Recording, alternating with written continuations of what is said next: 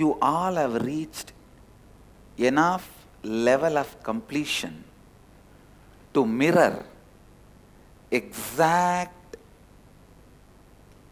the neuron activity happening in my brain. So understand, please listen, all of you have reached enough level of completion to mirror whatever is happening in my brain, the neuron activity. Now, when I am narrating this experience, I wanted to tell you with integrity, authenticity, responsibility, enriching and causing.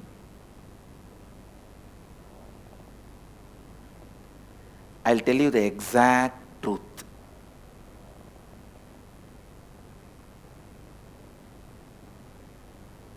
As it happened, authentically.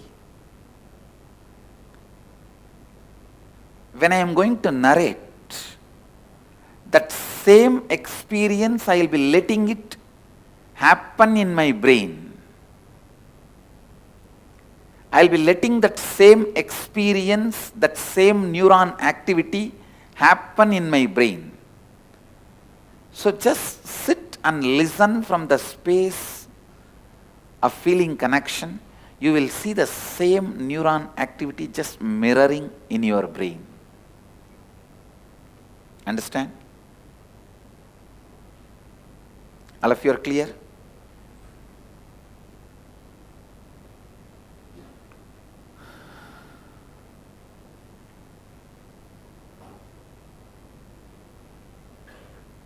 Please listen. It was around the age of 11 and a half, before my enlightenment experience. Maybe 11.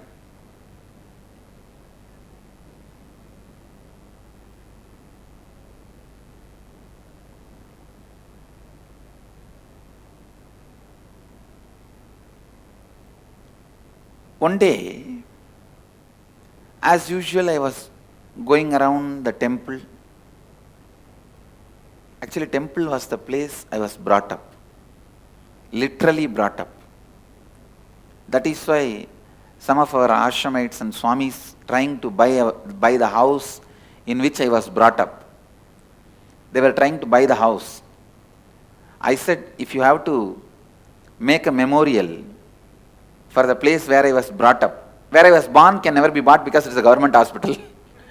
If you have to make a memorial in the place where I was brought up, you should make the memorial in the temple, not in the house I was brought up, because I spent more time in the temple than the house I was supposed to be brought up, the house where my parents were staying.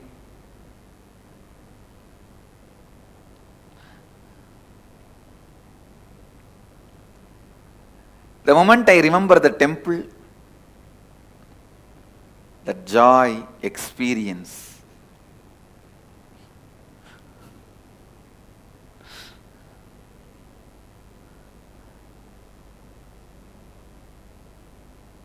I can say that the temple was the place,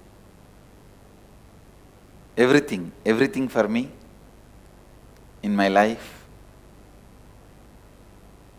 So early morning,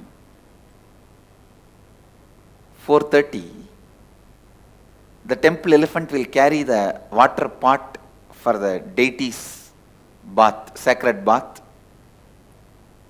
It will go crossing the street where we used to live.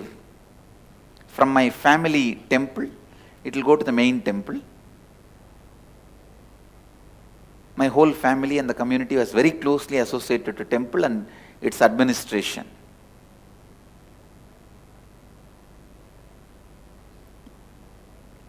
So from my family temple, that water pot will go every morning on the elephant. They will be beating the drums and all that. The moment I hear that sound, actually I would have woken up much earlier, But the moment I hear that sound, I'll be joining the team and going and opening the temple. And the night, when the deity is put to bed, only then I will come. And then after that, I have 2-3 other appointments. Going and seeing Ram Surat Kumar, spending little time with him in the cremation ground. He used to live in the cremation ground for quite a long time. Then he moved near the temple on small house. Wherever he is, I'll go and sit with him and spend time with him. And then late night, I'll come back to the house. So one day,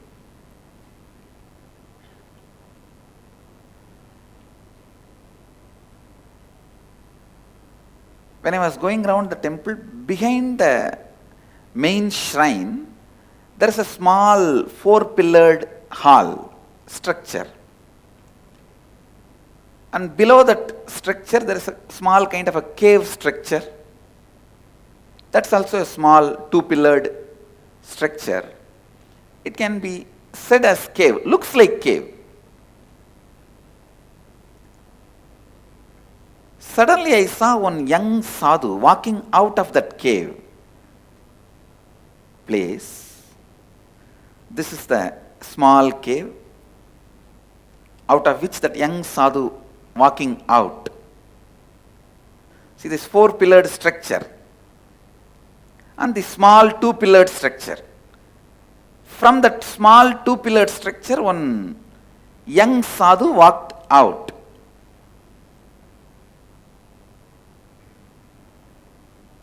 I used to think it was a cave because of the darkness inside. Young sadhu walked out. If I have to describe his beauty and grace, young, well built, long hair with the sacred ash on the face and kumkum and rudraksha, only one dhoti in the hip and only one towel on the shoulder, bare chest, whole body was literally shining. Shining means really shining.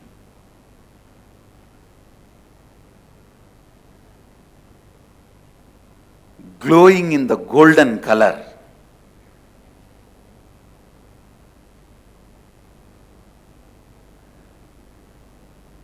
Maybe I can equate this photograph. I can't say exactly like this photograph because in this photograph they painted him more bluish. When I saw him, it was not bluish. It was more a golden color. And there was no snake around his neck or a moon around his neck. Just a very normal human form. But an extraordinary grace. The towel was only up to the lower knee level, not the whole dhoti, lower knee level, and one towel on the, you can't call that as a full dhoti. Little smaller than dhoti, and one towel on the shoulder, rudraksha. Rudraksha in the hands also. Shining. Hair was left free, but it was so beautiful, you can feel it is almost like a Dakshinamurti's jata. It was standing on its own beautifully. Long hair.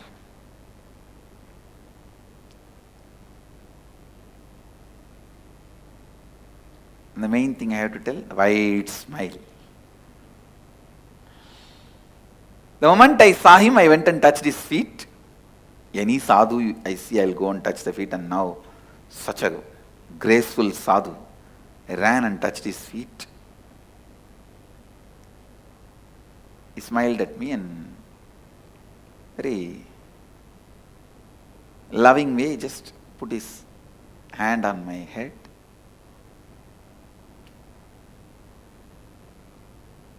First sight itself, I experienced the deep feeling connection.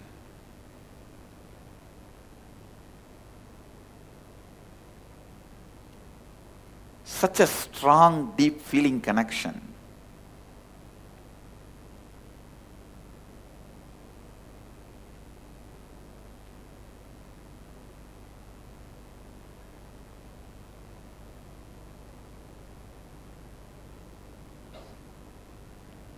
As usual, I have regular questions for any sadhus I see.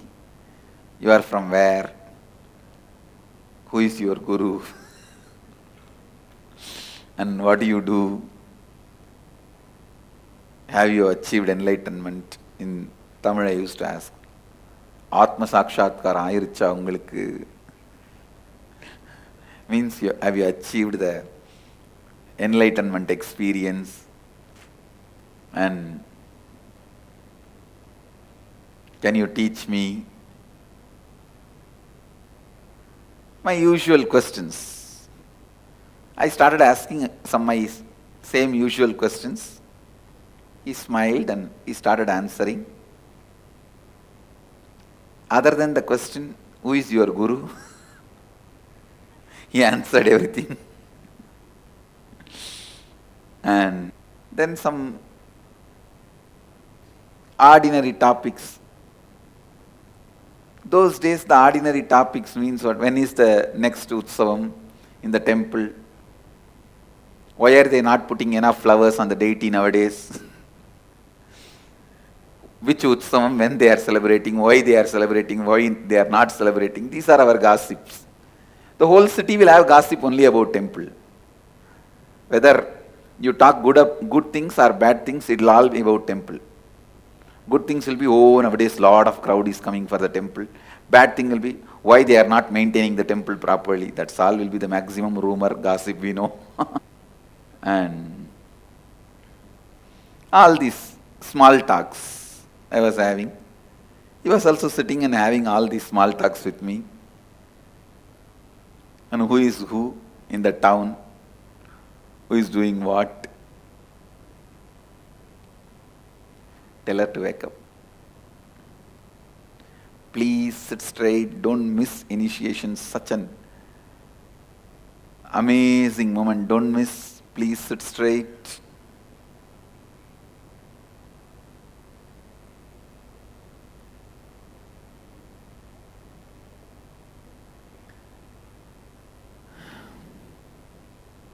So he was having all small talks with me. I was also having small talks. I still remember. I even spoke about one temple priest having an affair with a temple dancer girl. No. He sat, he spoke even about those things to me. I still remember. He was telling, do you see this big street Brahmin continuously going to that 4th street? Why is he all the time going there to her house? I said, yes. And he goes there and directly comes to temple also. Doesn't even go to house and takes bath. We were having all these small talks. I still remember in Tamil he was telling, Patya, அந்த பெரிய தெரு குருக்கள் ஒத்த வாரத்திற்கு வாரம் போயிட்டு வரார் பத்தியா. So all these small talks are also we were having. I don't know how. The day one itself we became so intimate, so close. It's not that he spoke only about Vedanta, enlightenment, the techniques to achieve enlightenment and science of enlightenment, Advaita. He even spoke who is going with whom, who is doing what.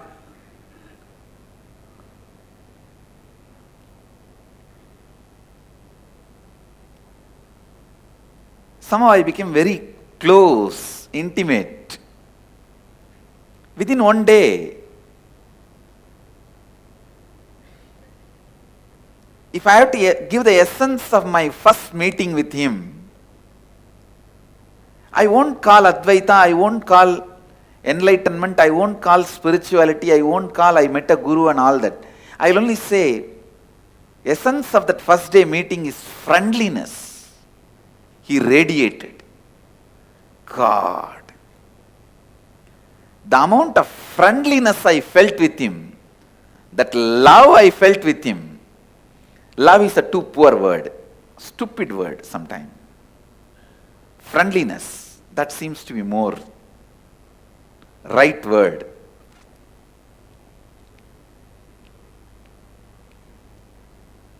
Friendliness to the extreme, to the extent, even when I am sitting next to him, I'll feel like I'll put one of my finger on him, on his body, on his leg, or on his hand.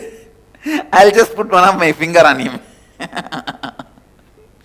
Just want to be touching him.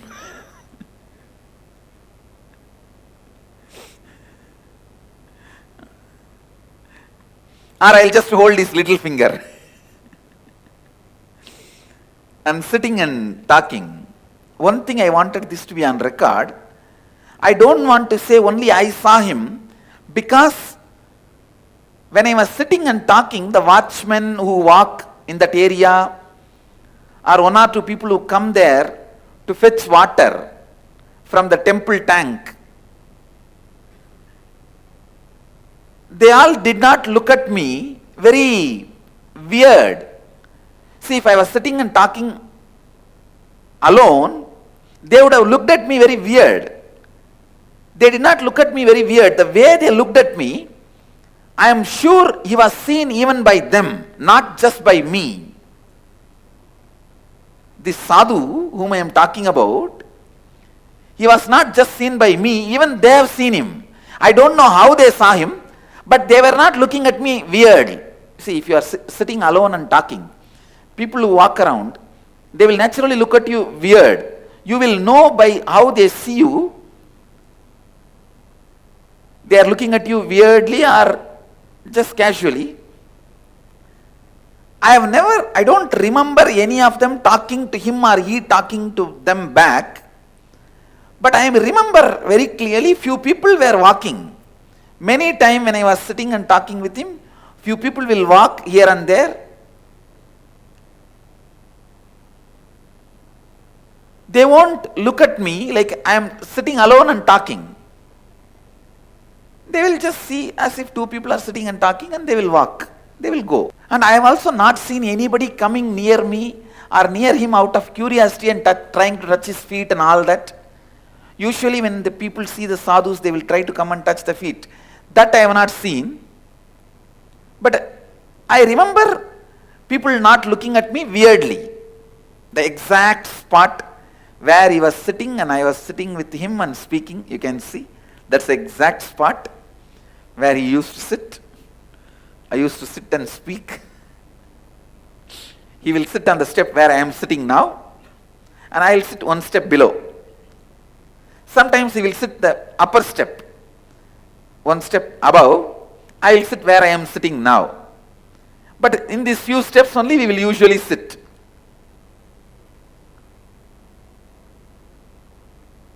And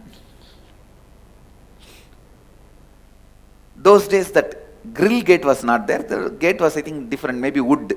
I don't know. I don't remember now. But I don't think it was a grill gate. Anyhow, this is where we used to sit.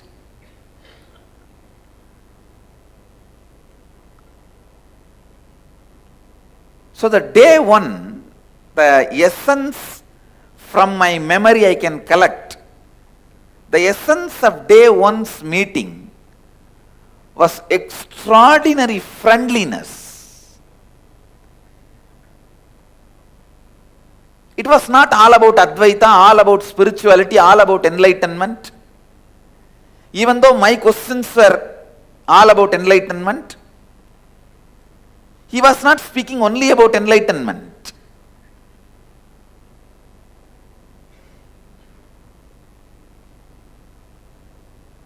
He was making jokes, comments. funny observations about various things.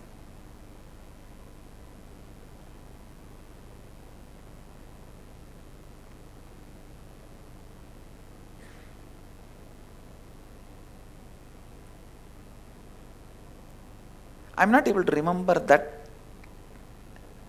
every statement by statement, sentence by sentence, but one thing I can recollect is that extraordinary friendliness he radiated and the space he gave me.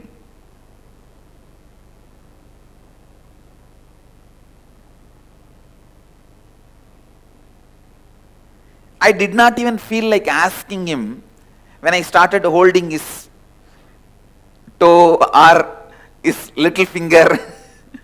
I slowly put my hand on his toe and see how he responds. And I've never seen him resisting, so I'll just hold his toe. I used to think the more you are touching his body, more energy will pass. Like electricity connection. That's the belief I had, and he was so friendly. Not only he did not resist, he entertained. That's the exact word I should say, he entertained.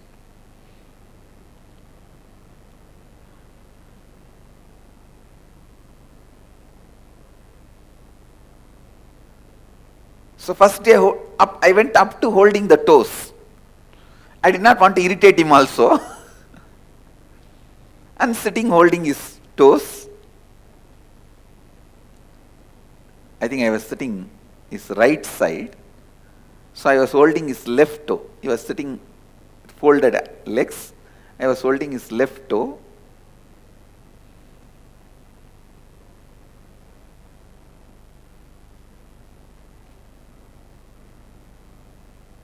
Maybe that is why I got Devi's grace first. Left side is Devi's. Na?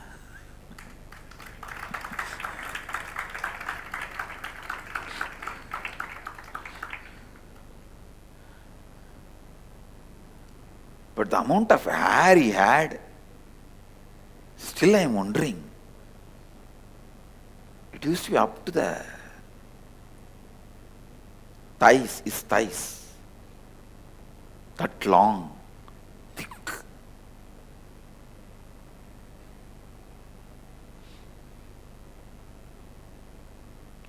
Whenever I see long hair, I will remember him only.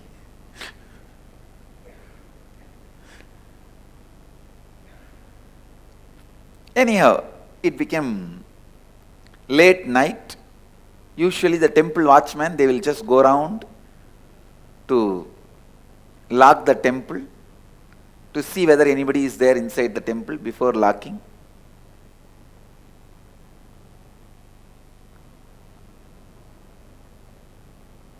Those days, I was very close to the watchmen, so they will say,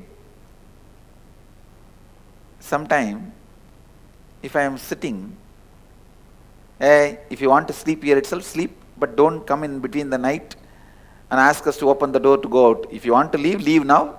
Or you sleep here with us itself. But don't ask us in the middle of the night, you want to go to the house, open the door. What do you want to do? They'll give me the option. Sometime I'll go out and sometime I'll sleep there itself. Usually I'll go out because early morning to take bath, again I have to go to the house only. The temple, inside temple, the bathroom and the restroom, we will not be able to use. So we will have to go to the house only to take bath and get ready. And I also had deities, I have to do puja, my personal deities. So I have to go to the house only.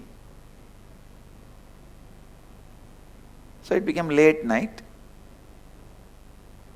And I remember the watchman telling in Tamil, Samingla, Enchiponga, time achi, koil putno. So with this word, I can be sure that he was seen even by the watchman, because the watchman addressed in plural. He said, "O Swamis, go out we will have to lock the temple. Go to your home, we have to lock the temple. So he did not address as a Swami, he addressed as Swamis. Oh Swamingla, means he was also seeing him. That is why he addressed as both Swamis. Go out. We will have to lock the temple. Then I looked at him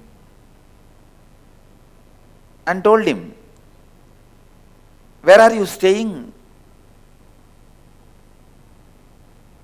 He said, I am staying in the temple only. But actually, some of the sadhus were staying in the temple at that time. They were all having their own small caves. I thought, he is also staying here in one cave. I said, okay, then I am going to the... He said, all right, go to the house and take bath and sleep and do your puja and come back tomorrow.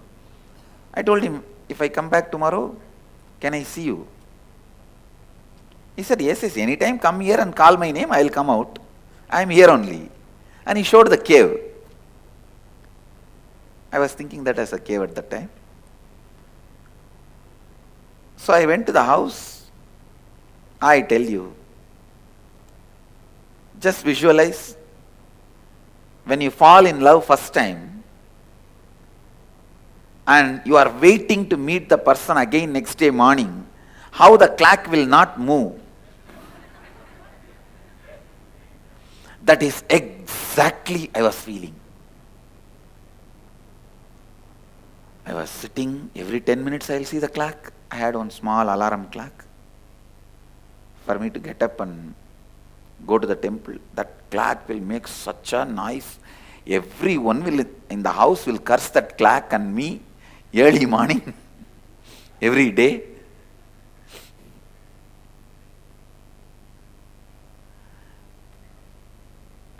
So I'll wake up and see the clock. It's only 12 o'clock. I'll lie down, sleep. Again, when I wake up and see the clock, it's only 12:10.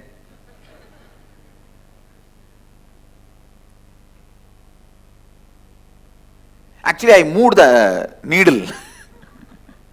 I wanted to make it as 4 o'clock. Because 4 o'clock they'll open the temple door. Then I thought, if I move only my clock, how can I make them open the temple? I waited.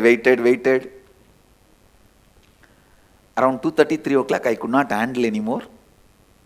I ran and took bath,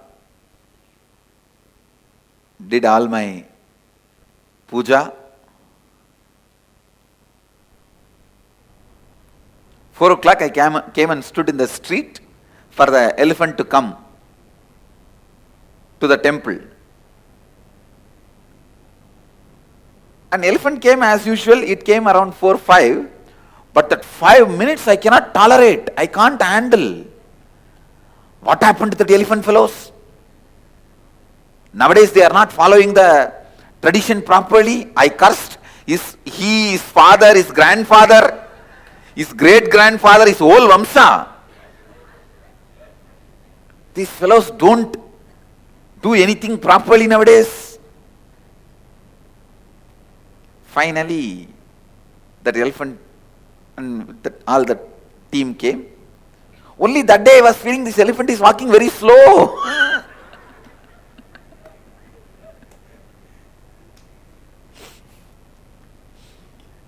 Finally, we reached the temple and they opened the temple gate. I ran to this cave where I met him. Usually I will run to the main Garbha Mandir, main sanctuary, and have darshan, only then go anywhere. But today directly I ran.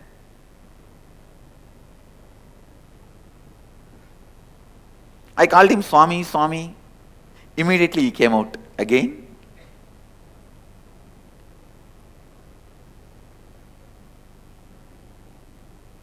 He sat. I was sitting and talking to him. I told him, whole night I was thinking about you only. I saw his face expression. He was pleased, I think. He was smiling. And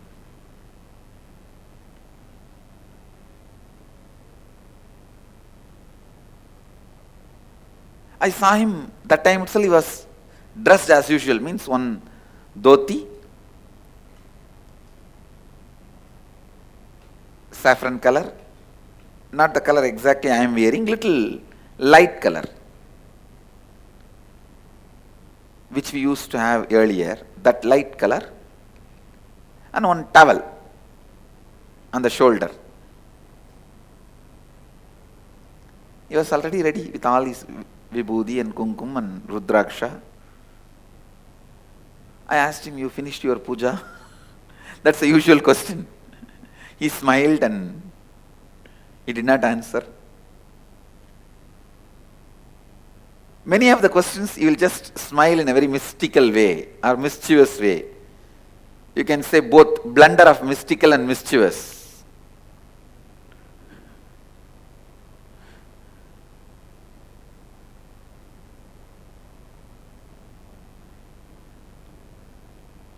Mischievous, mystical.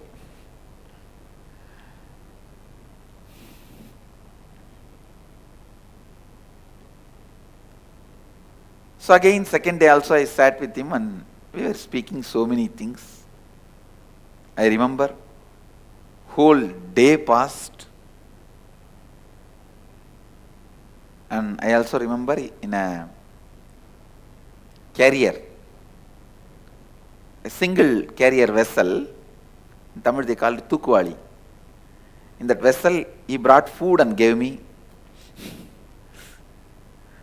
the temple prasadam. It was a copper vessel, I still remember, with a cover. I ate. He also ate with me.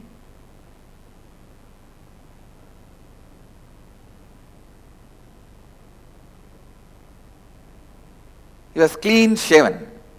Only hair in the head, long hair, but no moustache or beard. Clean shaven.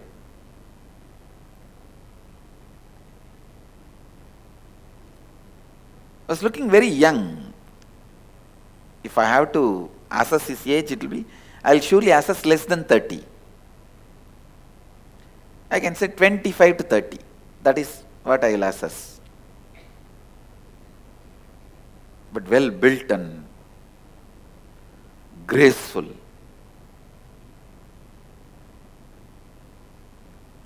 A tall figure. Very graceful, must be 6 feet tall and very graceful, well built.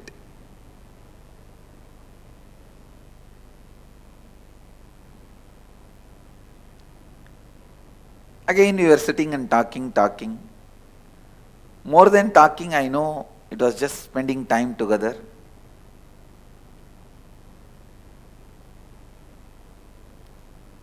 Today I got little courage, so I started holding his little finger. Only when he is talking, when he raises the hand to do some gesture, I'll shift my hand to his leg, his toe. Otherwise, I'll be holding the hand.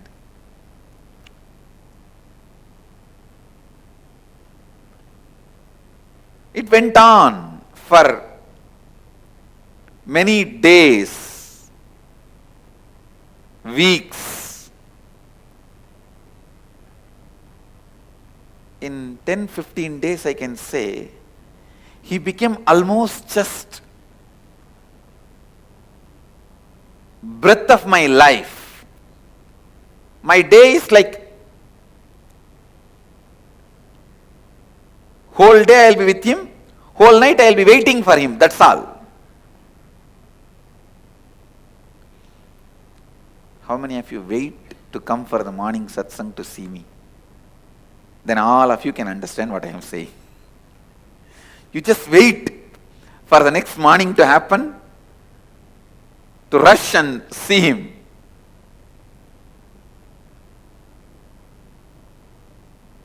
I know, I wake up only to see him. When I wake up, he is there in my eyes.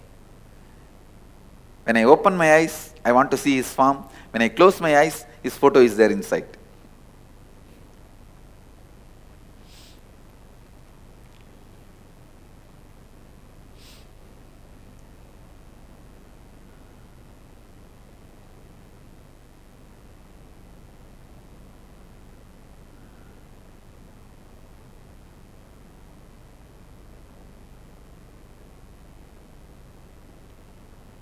If I have to describe my relationship or what was happening at that time with him,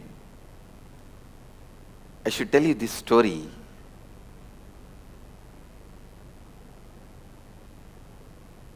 There is a beautiful example in Upanishad. Upanishad is the source book of Hinduism, just like Bible for Christianity, Quran for Islam. Vedas are the source book of Vedic Hindu tradition. And Upanishads are the main chapters of the Vedas based on which our life is running. Upanishads are more like instructions and truths about life. So in one Upanishad there is a beautiful story. In a tree, huge tree, there was a small bird which used to jump from branch to branch. Sometime it will eat sweet fruit in the tree and jump. Some other branches will have a bitter fruit. When it eats the bitter fruit, understand it's a very beautiful simile or a example with an amazing truth.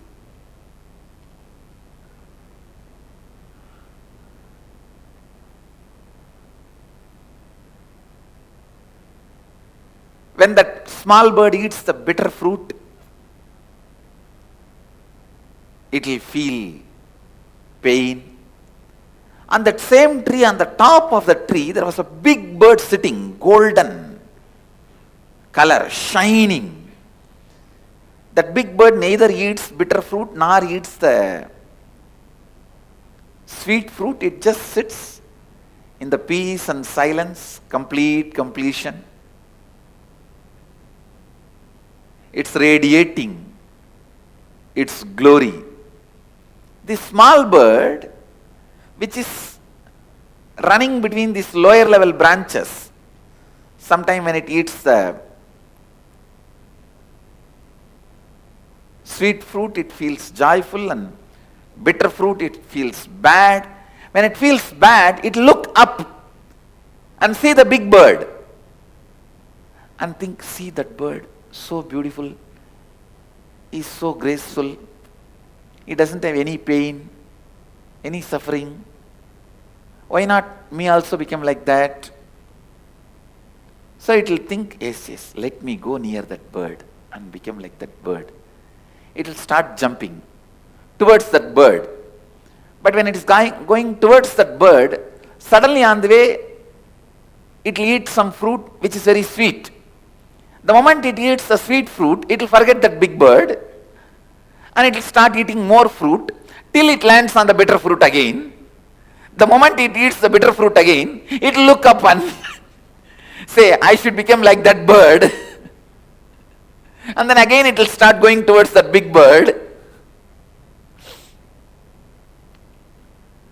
This small bird is spending all his life like this, jumping here, there, suddenly looking up when it eats the bitter fruit. But when it eats the sweet fruit, forgetting the big bird, forgetting everything, just eating the sweet fruits. Finally one day, by jumping like this small bird has somehow reached very near the big bird. And one fruit which that small bird ate was so bitter, it decided not to look this side and that side, it just locked its mouth, and straight went near that big bird. When it went near that big bird, the more it went near, it felt he himself is the reflection of that big bird. And more and more and more when he went, he just merged and became one with that big bird.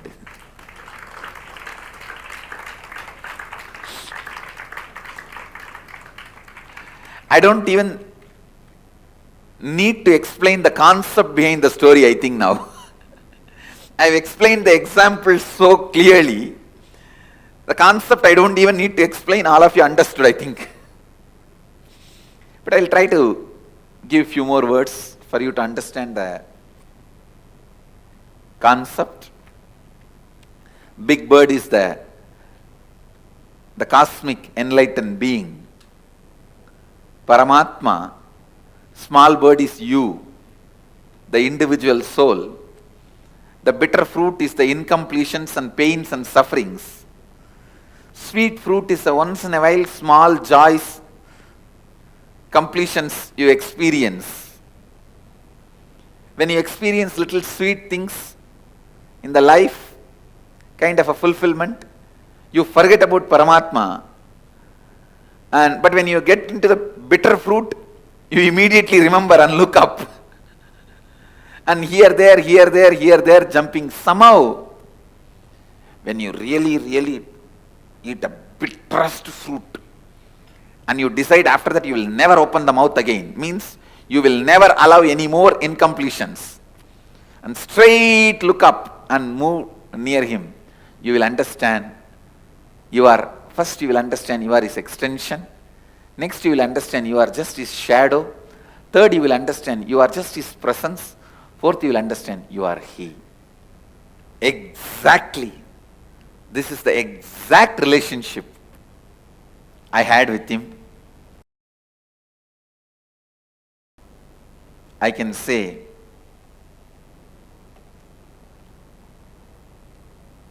he was my everything. Everything. One day in course of conversation, I was telling him the story, some incident about one of the great saintly enlightened disciple of Ramana Maharshi. That disciple used to write the teachings of Ramana Maharshi, and every day he will bring it and show it again to Ramana Maharshi.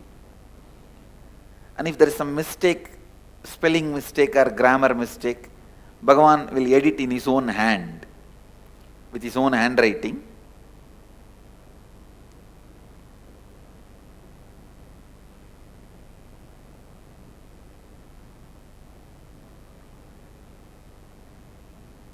So, that sadhu,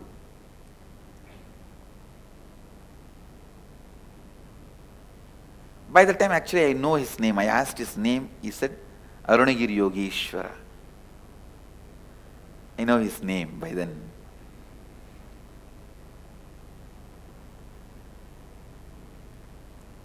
So I asked Arunagiri Yogeshwara, I was telling about this story, then Arunagiri Yogeshwara smiled and said, maybe that is the way that Swami was trying to get the handwriting of Ramana Maharshi in his notebook.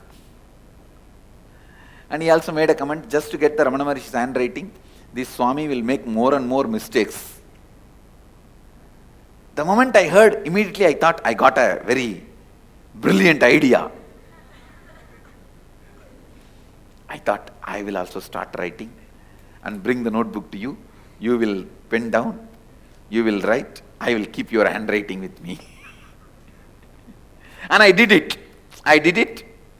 At least I had 3-4 notebooks. It's very unfortunate that we are not able to get those notebooks now. Let's see, Kal Bhairava will get it for us.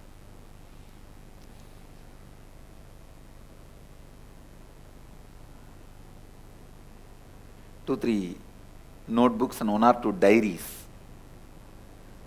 where I will try to pen down in the night whatever I could remember we spoke. and then purposely make mistakes in writing and bring it to him next day.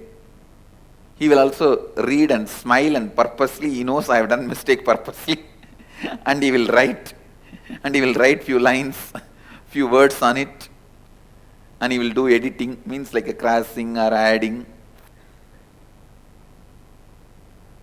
And I very clearly remember he has signed even once, Arunagiri Yogi Ishwara.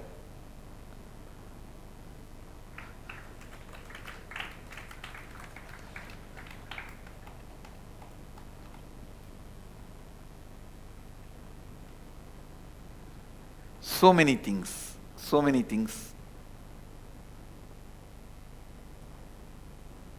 We used to speak. Once I remember he told me that don't go around and tell everyone that you are every day meeting me and talking to me. I took that as an instruction. I never asked why. That was one good thing I had. If I accept somebody as my guru, that's all. I will simply surrender. No question of why, what and all that. Before accepting, I will ask all the questions. The moment I accept, after that no questions asked. That was my lifestyle.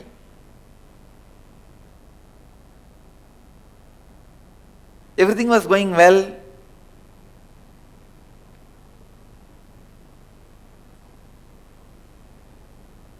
I remember him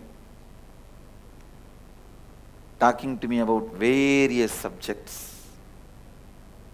Patanjali Yoga Sutra, Vijnana Bhairava Tantra, Upanishads. I even remember taking 4 Upanishad book to him, which was given to me by Isaki Swamigal. Tamil translation of the 4 Upanishads. And where he opened and read out some lines and explained some lines to me.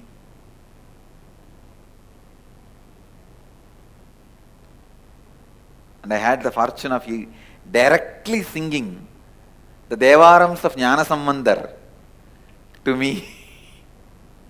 I have heard some of the great songs, Devarams, from his own mouth. I even asked him once, how do you know all this? He said in Tamil, இங்கேயே தானே இருக்கேன், இங்கேயே தானே பாடிட்டு இருக்காங்க, அதனால கேட்குறேன், அதனால தெரியுது. He said, I am here only all the time, na, and they are singing all the time here. Na. So I am listening, so I know. These are all that mystical, mischievous answers. With more time passing, I got more comfortable with him. I ate with him. I slept in his lap.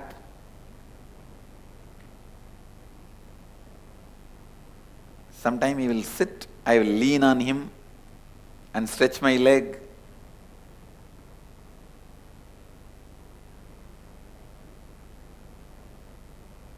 He was never just a guru. He was far more than that. Far, far, far more.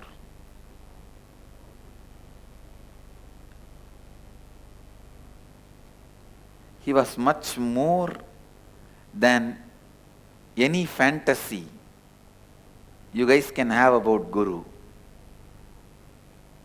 He was just too much beyond any fantasy you can have about Guru and how you should be living with Guru.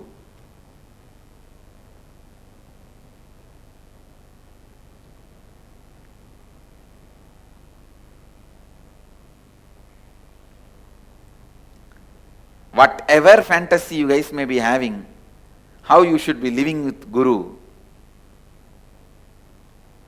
I have lived 1,000 times more and beyond with him.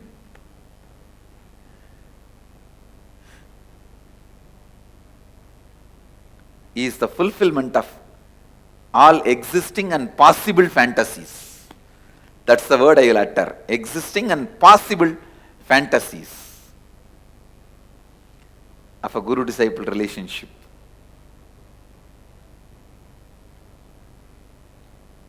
I have seen him materializing.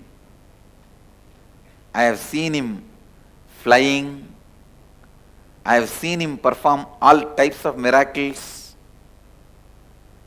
I have seen him teaching me all these siddhis. While he teaches, he will perform and show. I have seen him bringing the moon directly in front of me.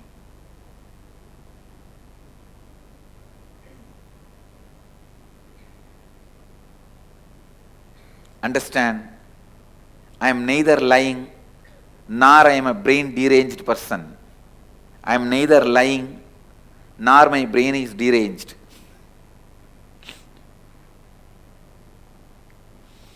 I am not telling you any stories. I am telling you the truth as it happened.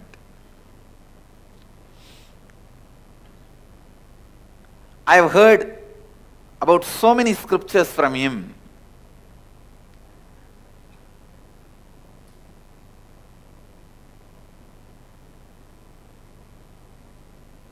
Never he will take more than few minutes to explain any scriptures to me.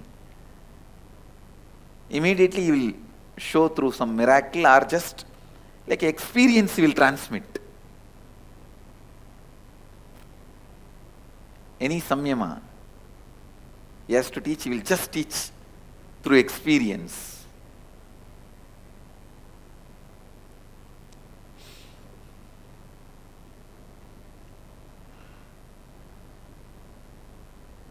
Whether the way he looks, sits, carries himself, or the words he utters, or the joy he radiates, or the friendliness he radiates,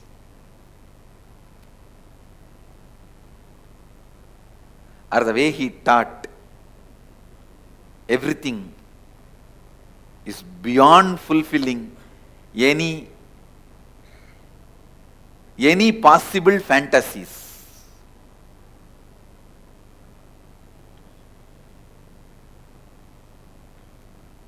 I have seen him making disappear the whole world other than both of us, or showing everything inside him. I have seen him showing Vishwarupa, that everything is he. So much he has transmitted to me. I don't know whether I will be able to transmit all that to humanity, at least put it in record. The time of next 126 years, I am going to be using this body.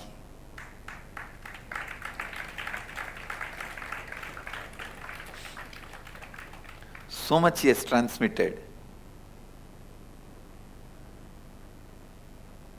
So much he has taught. All was going well. Almost he became my life breath. And I will even carry food from the house and he will eat. One great thing with my mother, she is such a sweet person, never, ever, she will say no to people, food. Any sadhu comes, any beggar comes, my mother's father is such a person, still outside his house they have two small tanks made out of stone, where they will pour water for the dogs, cows, which walk in the street for them to drink. Still they have the tradition.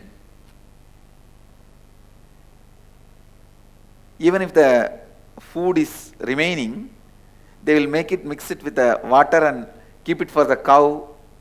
Means not the own, their cows are pet dogs. For the stray dogs, for the stray cows, which goes around in the street.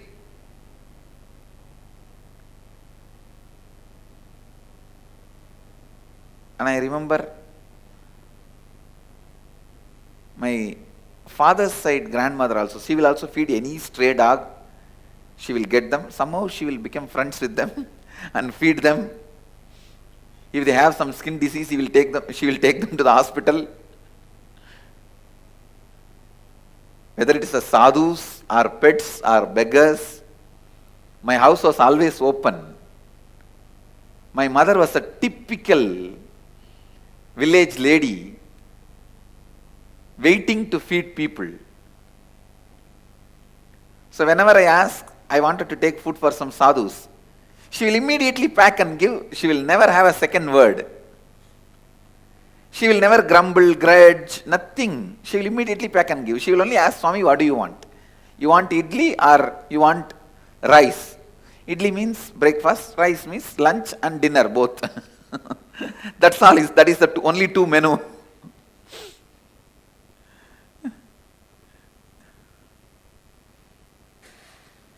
That is a standard menu. In any middle class house in the village, this will be the standard menu. She will ask, what do you want? And whatever I say, she will pack and give. I have seen Arunagiri Yogeshwara eating with me.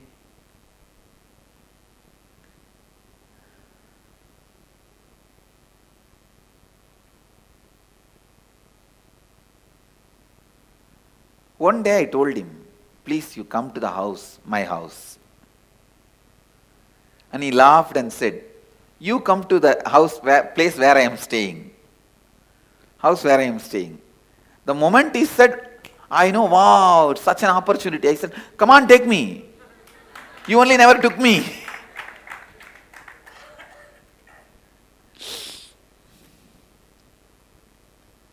I told him, come on, take me. You never took me the house where you are staying. Take me to your room. I thought inside that cave only he is staying. I know in Tiruvannamalai temple there are so many caves, and I have seen the cave size of where 1,000 people can sit. Please understand, in Tiruvannamalai I have seen the caves, such huge, large size caves, 1,000 people can sit.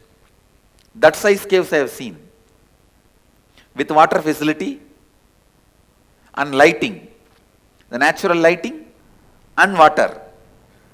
I have seen the caves. So I thought maybe this cave will lead to his cave where he is staying. And I also know in Tiruvannamalai temple there are many underground paths, subways. So I asked him, take me to the place where you are staying.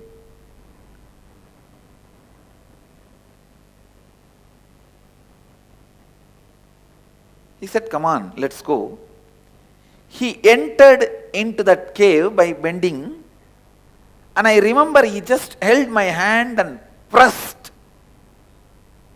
Please understand, now I wanted to put this on record.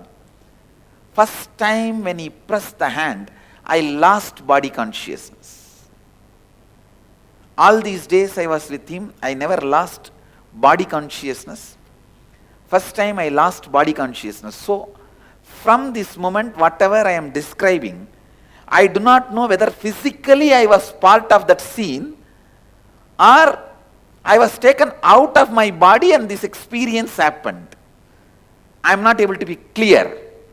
Because the moment he pressed my hand to pull me inside the cave along with him, I lost the body consciousness. And even the scenes I remember after this were not like this worldly.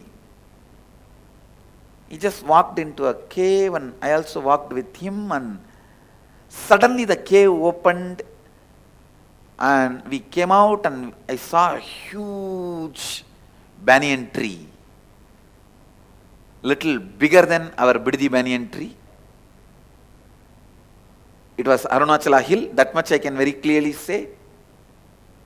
And the huge banyan tree.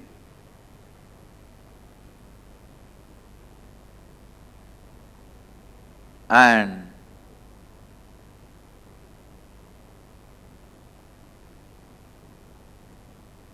maybe some 20, 30 sadhus were sitting around the seat of the Guru. The seat of the Guru was empty. They were all sitting down, meditating. The moment he walked in, all of them got up and stood and did namaskar. The way they bowed down, I know he is the Guru of that area, means Guru of that group. He went and straight sat on the Guru's seat. The way he went and sat authoritatively, I know he is the Guru. And all of them are his disciples, very elderly sadhus with a long beard, just like you listen and see in the stories. How the Dakshinamurti used to be sitting under the banyan tree and all his old disciples used to sit. That's exactly the scene.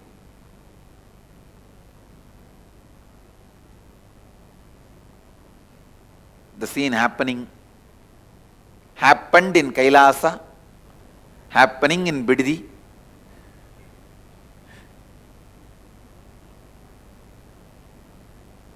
Was literally happening. I saw.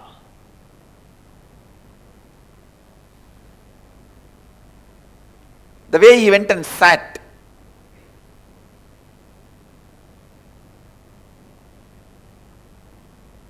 Literally he sat like Dakshinamurti only.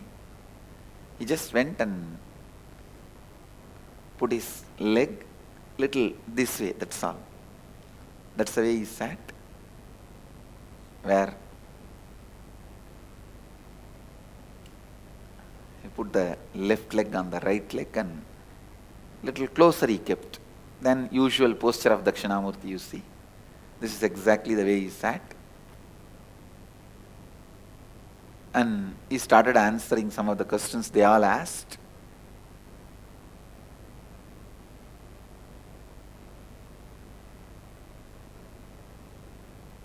They were addressing him with so much of reverence. And they all fell flat when he sat in his seat and did namaskar and sat up.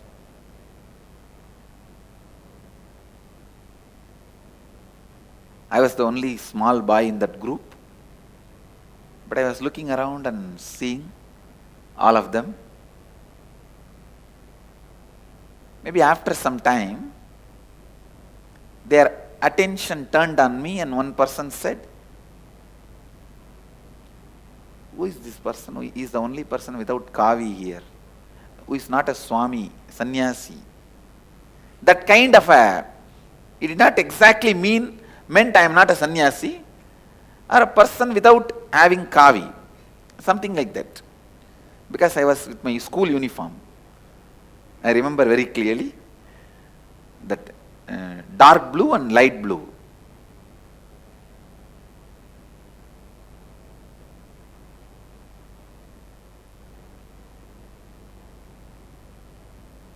Must be, because 11 means by the time I've already started going to the high school, 6th grade. So dark blue and light blue. In Indian villages, kids will not change they will wear the uniform even in the holidays. They may not go to school, but they will be always wearing the uniform only, same dress only.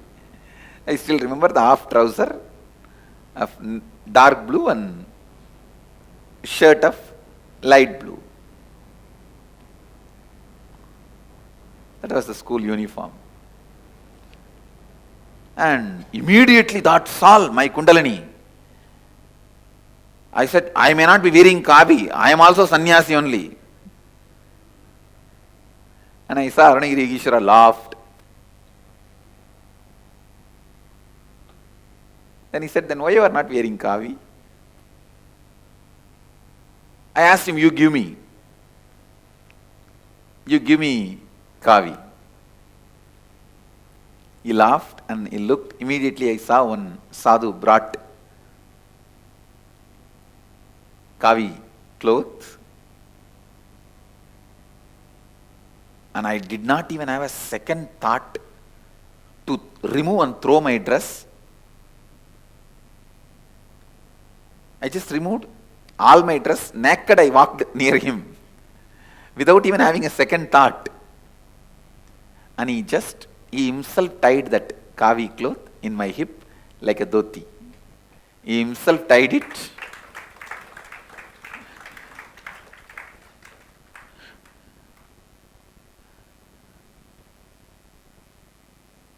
I still remember, just tied the cloth and hugged me. Gave energization, put his hand on my head.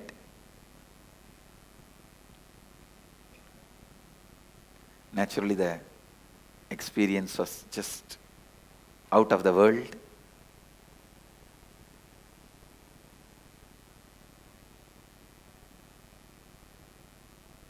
I came and sat in the group. Now I felt one with that group, and group also felt one with me. They did not feel now I am an outsider. One good thing, still I have that cloth given by him.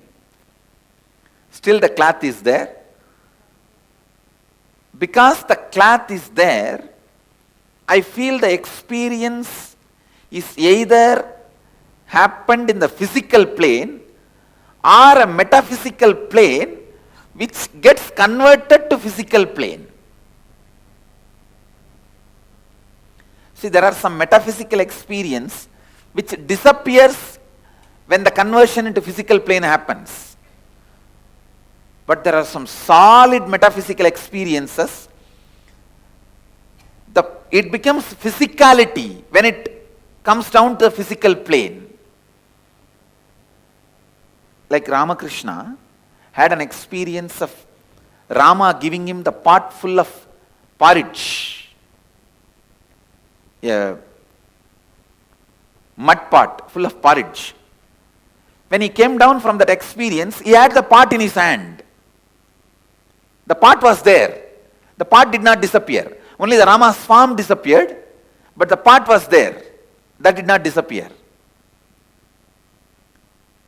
So I can say this experience from the metaphysical plane, when it settled down into the physical plane, the items given remained. That is why I feel the experience has become physical biomemory in me. It remains as a physical bioenergy. And after some time we were sitting and discussing, and all those great yogis and sadhus, they were all talking for a few minutes, and then they all sat in silence for a few minutes. He was sitting gracefully. I neither felt like asking any question nor felt like talking.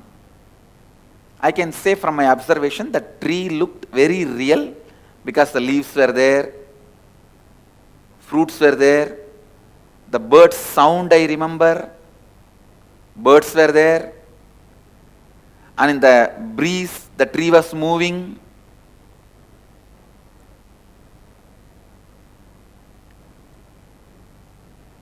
So once it became little dark, late evening, he said, "Come on, let's go back to the temple." I said, "Okay."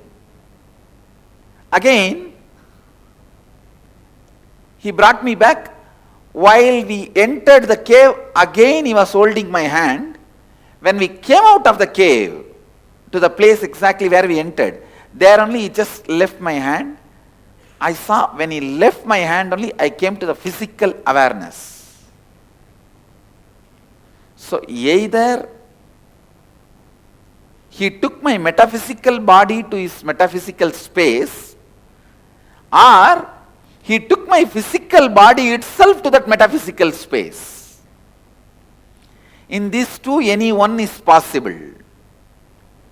Because the cloth is there physically with me, I feel it was physical happening, but because it was completely otherworldly, looked out of the world, I am not able to say it is only physical. I will explain why in the Next, continuously,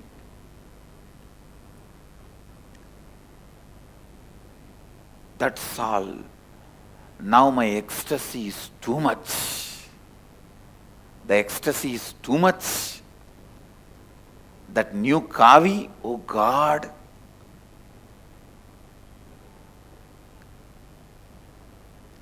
I was running around here and there, showing everyone I got the kavi, I got the kavi, I got the kavi.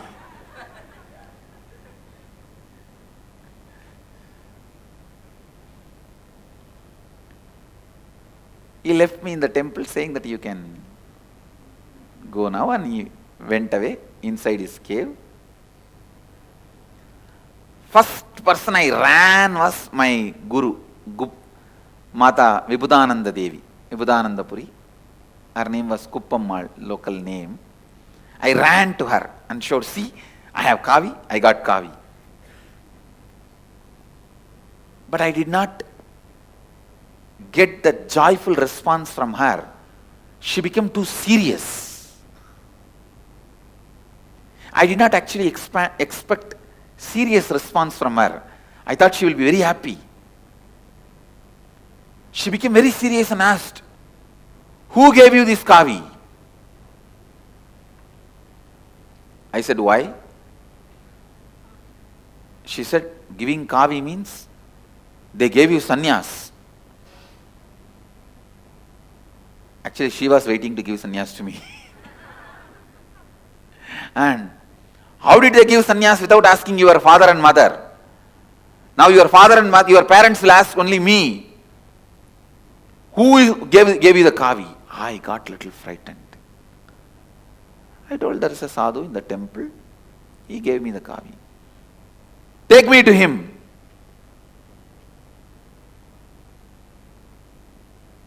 She started telling, no one will give you kavi. You have stolen from some shop, tell me that. Tell the truth. We will give it back to that shop. I will not tell your grandfather. My grandfather is well known in the city. In that village. So everyone will be afraid of my grandfather, mother's father. I won't tell your grandfather, otherwise I'll tell your grandfather you have stolen from some shop. I got more frightened, oh God. What is this she's going to tell now? My grandfather I have stolen, I have not stolen, I only got it. Then I said, all right, I'll take you to that Swami, come. He only gave me, I have not stolen in any shop.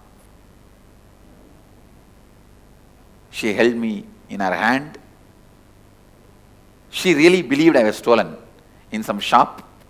The kids, when they go here and there in the shop, they will steal little candy, they will steal little sugar. She thought I have stolen. I told her that no, I have not stolen. I never steal, don't you know? She has high regard for me, but I don't know why. She was also confused. She wants to verify directly. When I took her directly to that cave, and I started calling Swami, Swami, Swami, he did not come out. Almost 9 months.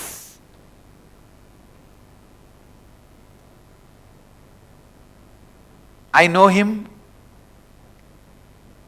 He is around me. Never he missed coming out. He did not come out. That's all. I was shocked. One side I have to prove to her I have not stolen. Other side she is now making a big ruckus that I have been given sannyas without the parents' permission.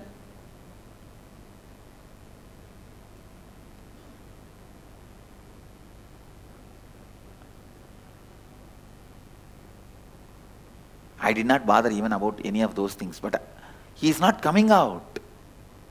That was too much. Then she just held my ears and started turning it. Tell the truth, where you have stolen, which shop you have stolen. That's why they will treat in the Indian villages, the kids will be treated. She's my guru, that is why I left it. I allowed her.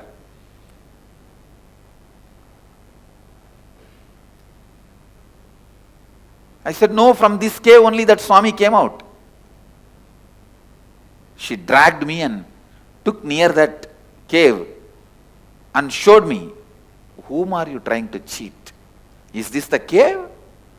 She pushed that stone and showed me. Only then I realized it was not a cave, it was a sealed, solid stone. Please understand.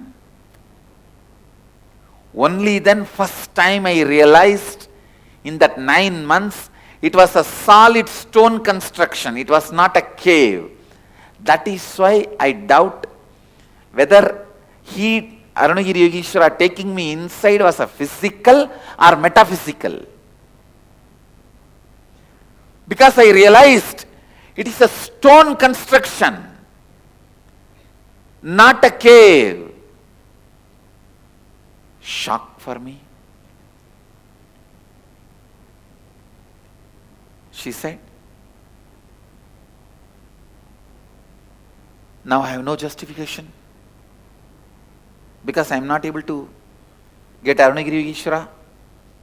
I said it's a cave, it is not cave now anymore.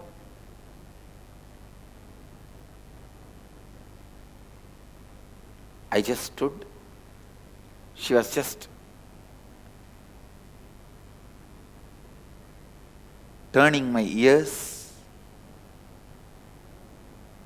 I told her, stop, stop. And I pulled her right hand.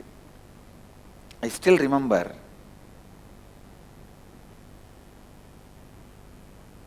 I told her, I promise in the name of Arunachalaleshwara, on you, on me, I have not stolen this cloth, only Arunagiri Yogeshwara gave me. With that, I slapped on her hand. See, that is the usual way the kids will tell that, I swear. Swearing, I swear. That is the way I did that to her. In Tamil I said, Annamalaiyar மேலையும் ஓம் மேலையும் என் மேலையும் சத்தியம் பண்ணி சொல்கிறேன், அவர் தான் இந்த துணி கொடுத்தாரு, நான் எங்கேயும் திருடலை. I told her, on Arunachala, on you, on me, I promise.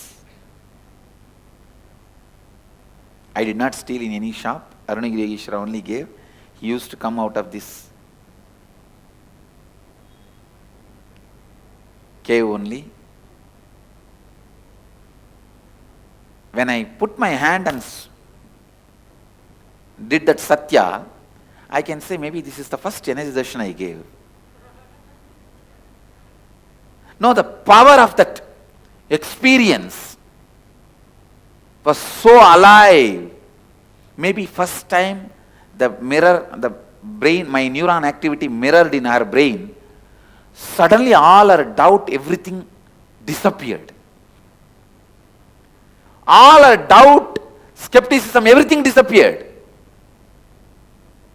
Suddenly she kneeled down. I saw in her ears, in her eyes, the tears. Her ears, whole thing is completely listening to me. She said, "Unmaile solriyada? Are you telling the truth?" I said, "Yes." Now she has come to the space of listening to me. She is no more that doubting old lady. She asked, how he was looking. I described to her from where he came out. From this cave only he will come out whenever I call and he will go in. She asked, "Did you ask his name?" I said, "Yes, I asked." She asked, "What is the name?" He said. Now it's like my zone. Suddenly with all my confidence I said, He said, his name is Arunagiri Yogeshwara. That's all. She fell at my feet. She literally fell at my feet. I was shaken because she is my guru. She fell at my feet and she was weeping profusely with tears. She said, then she got up and again she was kneeling down, said, really da? Unmaileva da? I remember, I put my hand on her head also and said, Satyama Pati. Un thala mela Satyama solren. Means, promise, I swear on your head. It is truth. That's it. Maybe I can say it's a second energization for her.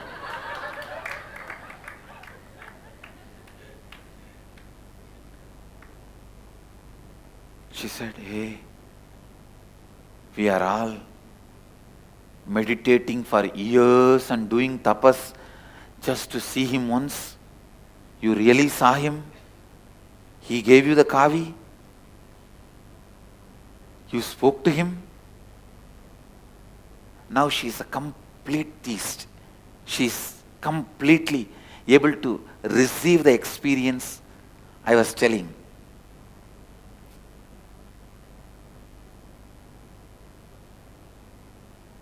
Even now I use this technique. If some of the disciples are arguing, not listening, I will just touch them. That's all.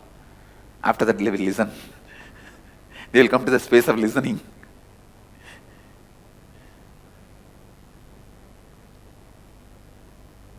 Their energy will change, will become positive.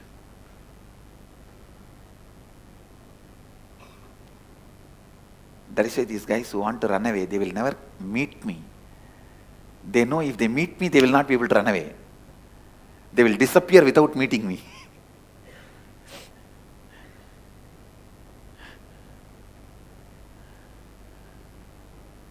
She cried, and she could not handle herself.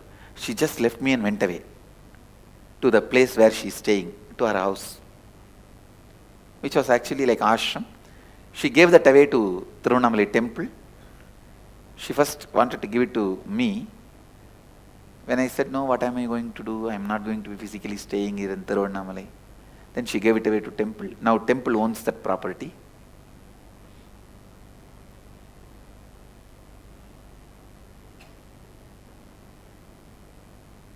Now, I have a big issue. He is not coming. I felt I breached the word he told me. He told me never to tell anybody. I feel because I told Kuppammal, he is not coming, he is angry. So I shouted, screamed, Swami, please come, don't leave me like this. I will not do this mistake again, I will not tell anybody. Please don't be like this. But I could not see him coming out.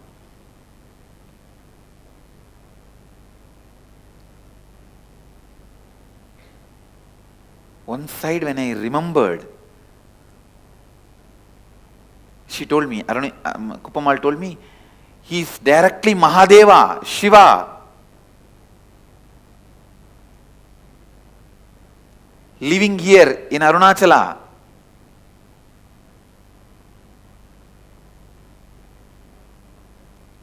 Ramana Maharshi talks about him. Great Siddhas have seen him.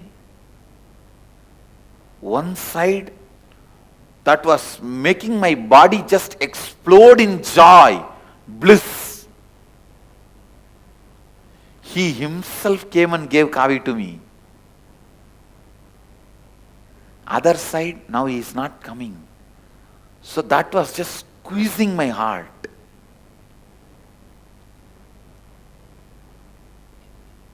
If I have to describe exactly what I was going through, in Bhagavatam there is a beautiful story.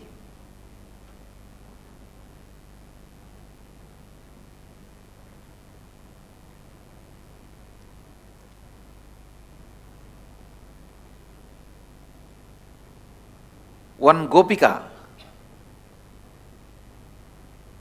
wants to go and see Krishna, middle of the night. He is sitting in the forest and playing the flute. That sound is coming to her bedroom. Husband is not there. So she runs secretly to go and see him and come back. But the moment she came to the main door of the house, she saw the mother-in-law sitting and combing the hair of the daughter-in-law. Sister-in-law, sorry. Mother-in-law sitting and combing the hair of her sister-in-law. Even now in any Indian village, if you go and see, if you see 10 houses, in 5 houses you can see this scene. Mother sitting and combing the hair of the daughter on the doorstep. I thought, oh God, from the time of Bhagavatam we have not changed. 5,000 years tradition. Sitting on the door frame and mother combing the hair of the daughter.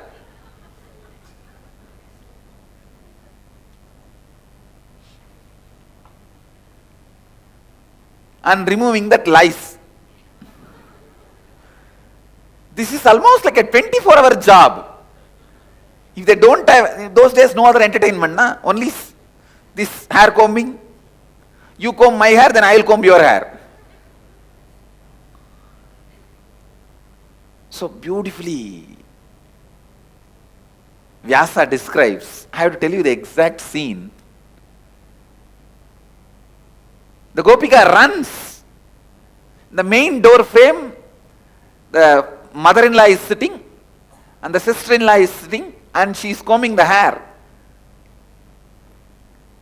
Seeing that scene, she just stands in this door frame itself, her door frame itself, and holding the door frame with one hand.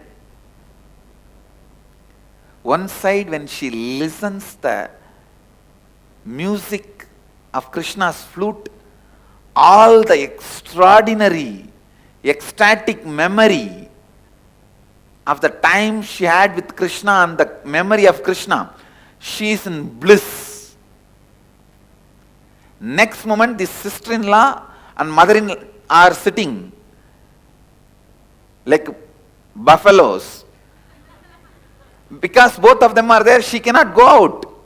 They will ask, hey, where are you going in the middle of the night? When husband is also not there, alone. So if she steps out of the house, her character will be questioned. And they are also hearing the music of the flute. I don't know, from that time I think this mother-in-law and sister-in-law never get your devotion and understand what you live and what you go through. Anyhow, whatever it is.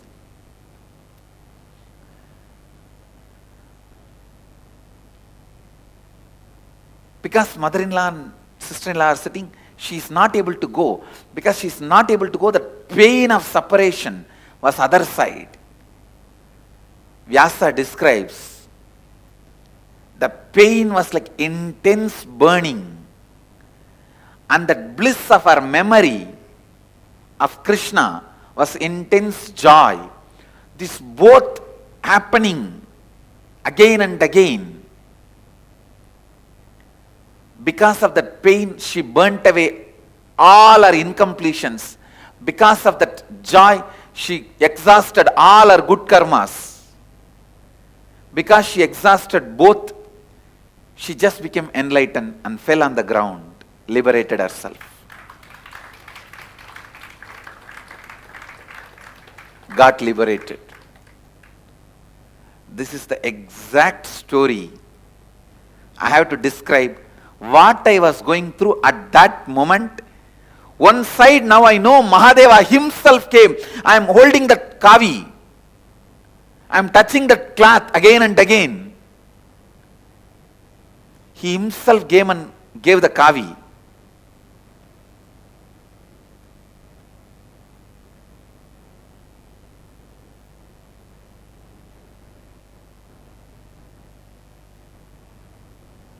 The joy. ecstasy, pride, bliss, all that.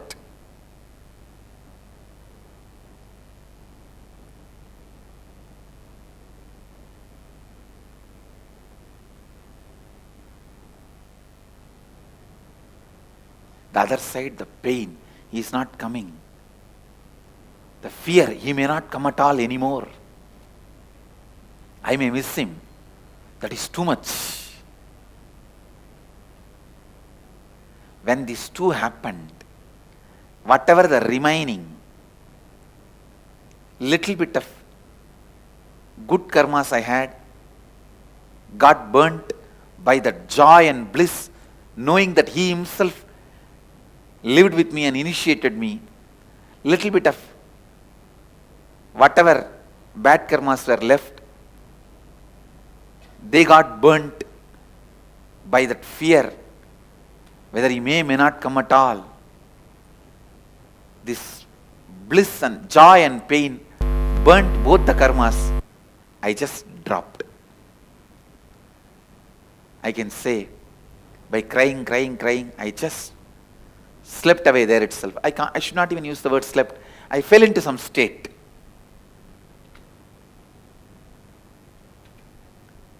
I got lost.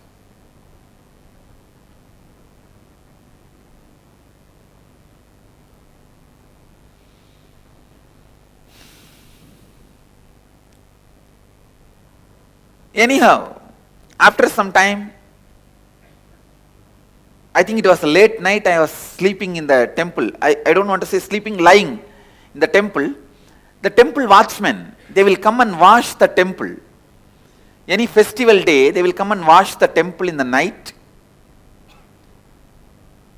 So usually, I will also help them. How to help? How I will help them?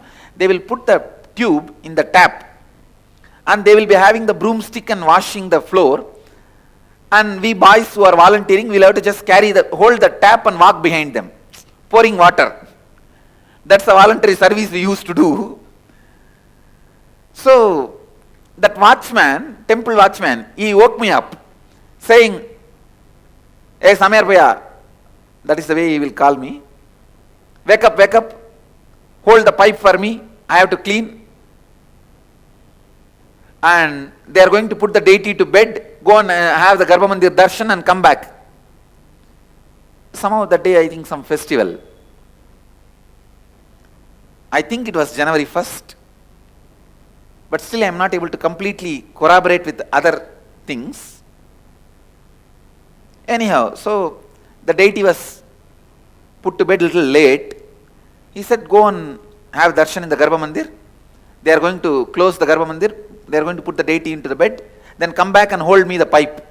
Hold the pipe for me to clean the floor.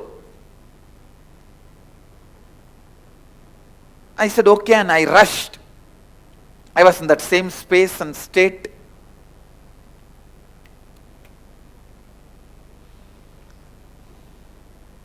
I ran to the Garbha Mandir. I saw no priest was there, but Garbha Mandir was open. Those days, very few priests were in the temple. Many times, Garbha Mandir will be open and no priest will be there. The moment I entered the Ardhamandapa, the hall of the Garbha Mandir, to have darshan of the deity, the moment I looked up, I saw Arunagiri Ishvara sitting on the Shivalinga. He was just sitting on the Shivalinga.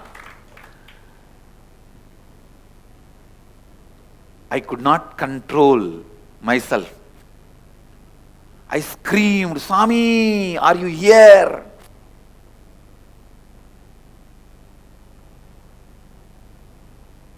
Why you did not come when I called? I was talking all this and I was rushing near to touch him.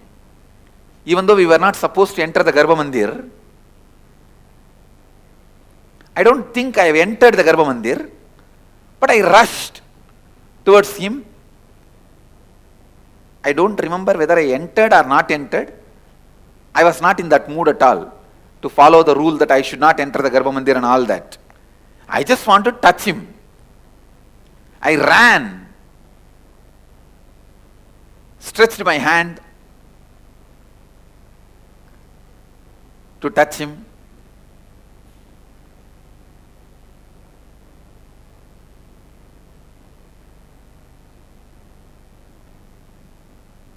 He also stretched his hand. The moment my hand touched his hand, exactly that moment, I experienced, I saw clearly, he is me, I am him. It was just pure oneness.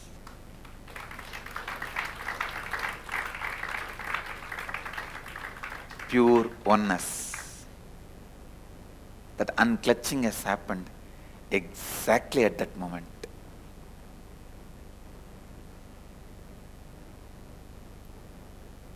After that, neither I missed him, nor I saw him separately.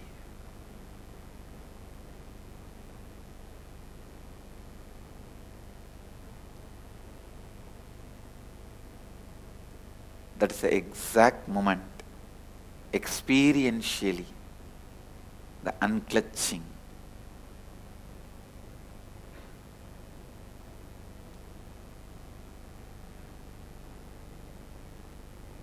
The pure Advaita happened.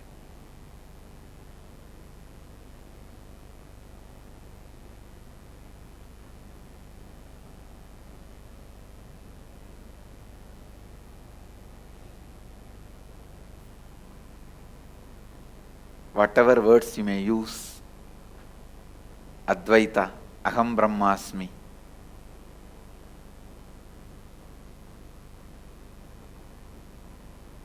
Tattvamasi, Shivoham, the experience of that pure oneness happened as it is to stay once for all.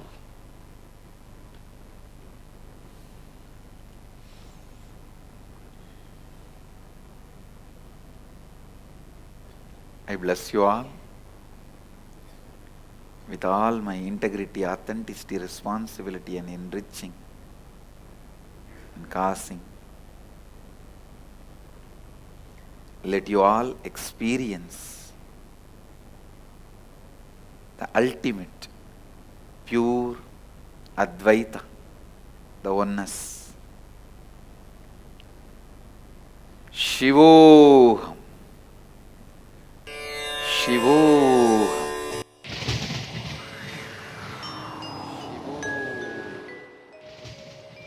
Ananda. Nityananda Dhyanapitham, Nityananda Nagar, off Mysore Road, Bidadi, Bengaluru. Phone 08027279999, www.nityananda.org, www